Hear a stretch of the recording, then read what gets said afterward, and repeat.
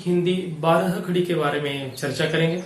दोस्तों, कई सारे छात्र स्कूल में तो जाते हैं लेकिन पढ़ने में उनको काफी दिक्कत होती है और लिखने में तो उससे भी ज्यादा। कई बार हिंदी लेखन में इतनी गलतियां छात्र कर देते हैं कि जिसके कारण उनके उत्तर अगर सही भी हो फिर भी उनके अंक काटे जाते हैं। तो इससे बचने के लिए आज हम चर्चा करेंगे हिंदी 12 खड़ी के बारे में, क्योंकि दोस्तों आप लोग जानते हैं कि हिंदी 12 खड़ी का ज्ञान अगर सही तरीके से होगा तो आप सही तरीके से बातचीत भी कर सकते हैं और लेखन भी कर सकते हैं। तो अगर आप हिंदी में ठीक से बोलना चाहते, पढ़ना चाहते और लिखना चाहते तो ये वीडियो अंत तक जरूर देखिए।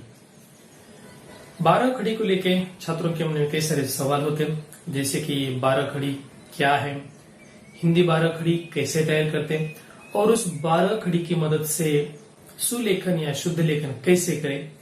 इन्हीं प्रश्नों के उत्तर आज हम इस वीडियो के जरिए जानने वाले हैं। 12 खड़ी किसे कहते हैं? देखिए, इससे पहले हमने हिंदी वर्णमाला का अभ्यास किया है, जिसमें हमने देखा कि स्वर और व्यंजन दोनों की मदद से यह वर्णमाला बनती है। अब 12 खड़ी जो है वह स्वर और व्यंजन के मिलाप से 12 खड़ी बनती है।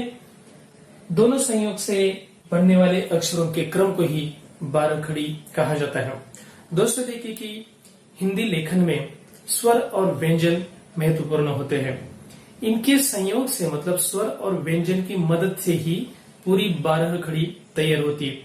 तो दोस्तों, जब भी आप हिंदी में लेखन करेंगे या आप हिंदी वाचन करेंगे या बातचीत करेंगे तो उसमें 12 खड़ी का महत्व बहुत ज्यादा होता है और इसीलिए 12 खड़ी को हम और आसानी से समझ सके, ताकि जो हमारे छात्र मित्र अभी तक पढ़ने में उनको दिक्कत हो रही है वो ठीक तरह से पढ़ सके और लिख भी सके। आपकी जानकारी के लिए यहाँ पर 12 खड़ी दी गई है। जैसे कि आप टेबल में देख रहे हैं कि ऊपर की सारिणी में पूरे स्वर दिए गए हैं, स्वरों के नीचे उनके चिन्ह हैं और फिर व्यंजन लिखे गए हैं, जैसे कि क, ख, ग, घ, और हर व्यंजन के साथ स्वर जुड़ने से कौन से शब्द तैयार होते हैं वो भी दिया गया है। तो इसके पश्चात हम स्वरों की मदद से व्यंजन कैसे निर्माण होते हैं वे भी देखेंगे, लेकिन इस पर जरा गौर करना। दोस्तों, हिंदी 12 खड़ी का सही तरीके से अभ्यास करना बहुत जरूरी है, क्योंकि आपको पता होना चाहिए कि स्वर कौन से है या व्यंजन कौन से है, जैसे कि अ, आ, ई। इनको आपको कंठस्थ करना है, बार बार लिखना है, पढ़ना है, दोहराना है। उसी प्रकार से व्यंजन है क, ख, ग, घ, इनको भी आप ठीक तरह से लिखेंगे, पढ़ेंगे और इनको भी आप दोहराएंगे। जितनी आपकी स्वर और व्यंजन की तैयारी हो जाएगी तो उसी की मदद से आप ठीक तरह से पढ़ना और लिखना भी सीख सकते हैं।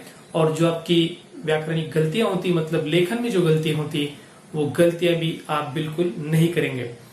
तो इसके लिए आपको सबसे पहले स्वर और व्यंजन का अध्ययन करना है। उसके पश्चात जो 12 खड़ी हमने आज देखी है उसको भी आपको पढ़ना है, मुखर वाचन करना है जोर जोर से, ताकि आपके उच्चारण भी शुद्ध हो और बार बार लिखना भी है।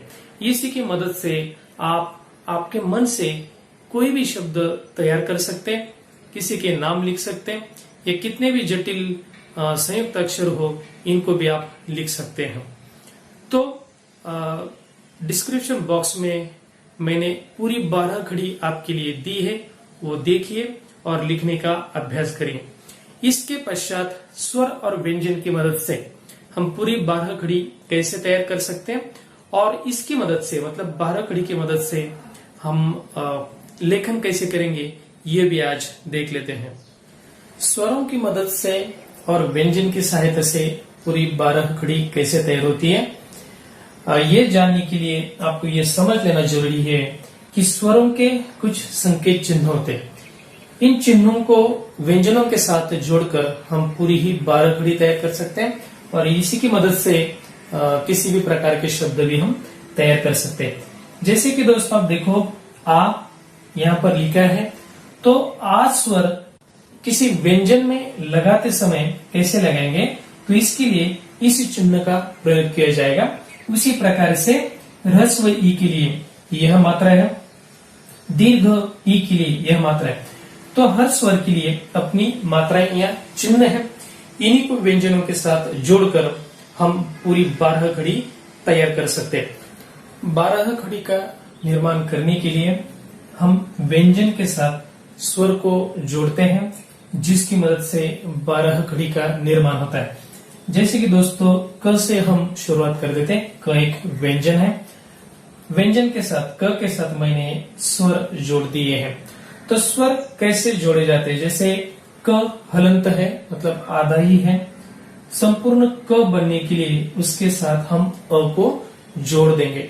जैसे आप देखो क के उच्चारण में क का उच्चारण आप ध्यान पूर्वक सुनेंगे तो आप देखो अंत में अ का स्वर आपको मिलेगा। उसी प्रकार से का की निर्मिति के लिए आपको क के साथ आ जोड़ना जरूरी है। लेकिन कैसे लिखेंगे, क के साथ आ तो हम लिख नहीं सकते, तो इसके लिए जो मात्रा है आ की मात्रा वो हम लगाएंगे क के साथ, जिससे बनेगा का। उसके बाद में ई दो प्रकार के स्वर हैं, एक ह्रस्व स्वर है और दूसरा दीर्घ। कई सारे छात्र ह्रस्व दीर्घ की गलतियां बहुत ज्यादा करते हैं, वैलेंटी हमेशा गलत होती है। तो इसके लिए दोनों ई का फर्क भी आप देख लीजिए।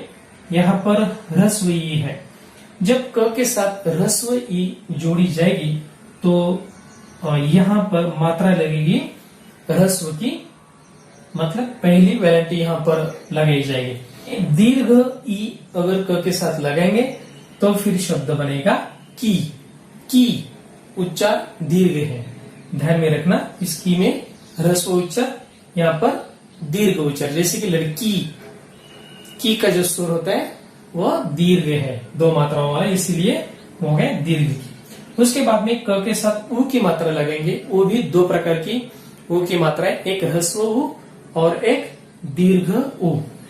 तो यहाँ पर ह्रस्व उ लगाएंगे क के साथ तो बनेगा उ, दीर्घ उ लगाएंगे तो बनेगा कु।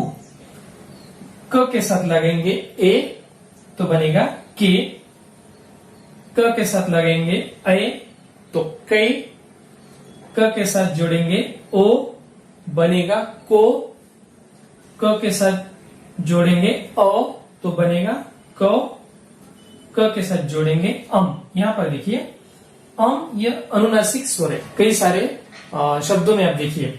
इसके लिए हम बिंदी के अनुस्वार का प्रयोग करते हैं, जैसे कि क के साथ अम की मात्रा हम लगेंगे तो कम बन जाएगा।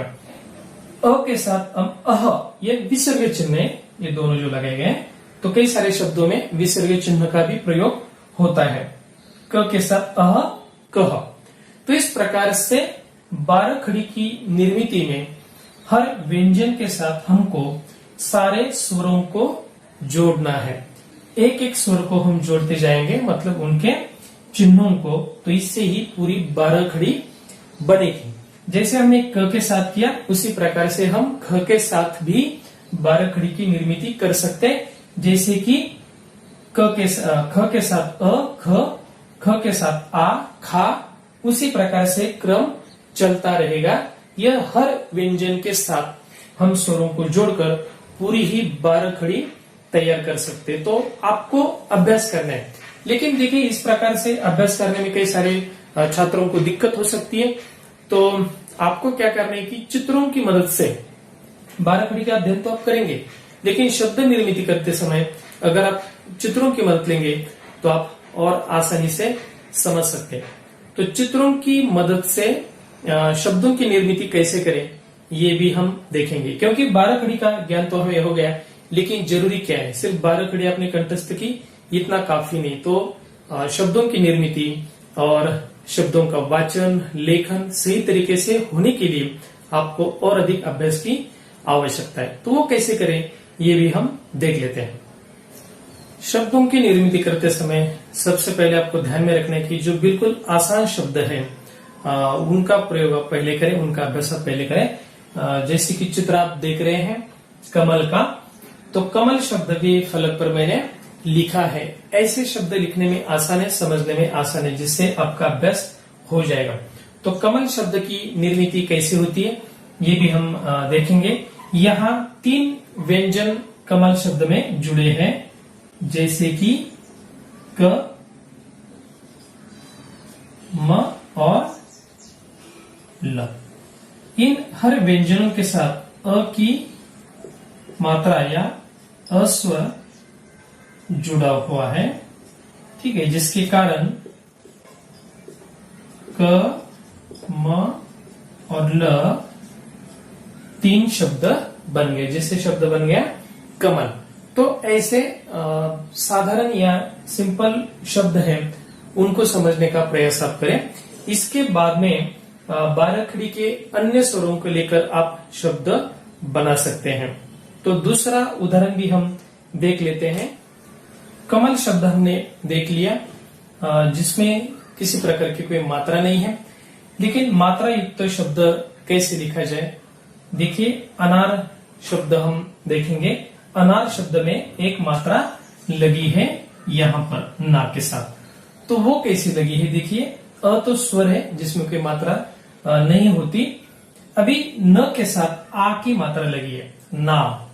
आ की मात्रा लगी तो शब्द बन गया ना। र के साथ अ की मात्रा र।